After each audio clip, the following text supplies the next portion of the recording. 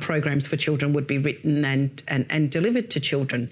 So you were thinking of setting up that Protective Behaviours unit / department, and you were the initial founder. So one is the why when it was very up in the face that you need to have that, but and how did you dealt with interacting with people within the organization and then making it more of a reality than an idea?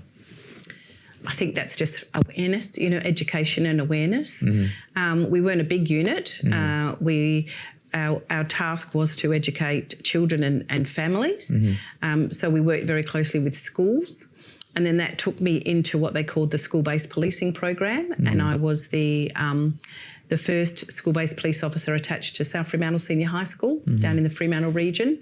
And so that was a good sounding board for me because that was a good opportunity to learn and to apply it with the students and to make it better and to work with them and to hear their voices and to get them to help us shape the way programs for children would be written and delivered to children.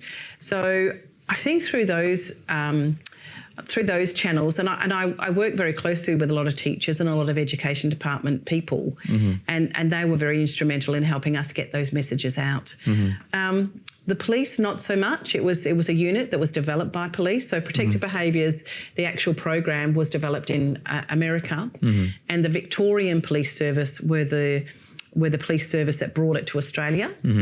And then the WA Police Service took it from the Victoria Police Service, and it was then, it started in what they called the Youth Services Command many years ago. And in the Youth Services Command, there were all those other services, Aboriginal Affairs, police and community youth centres, school-based policing, blue light disco, neighbourhood watch. So there was all those community-based organisations. And so we used those platforms to get the messages out as well.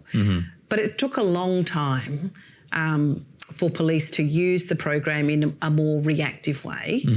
It's always been a preventative program, but now it's both. It's prevention and it's reactive, because if a child does come in and say something but doesn't say enough, or makes a disclosure to police or Department of Child Protection but hasn't provided enough, now it is reactive. So we'll refer you.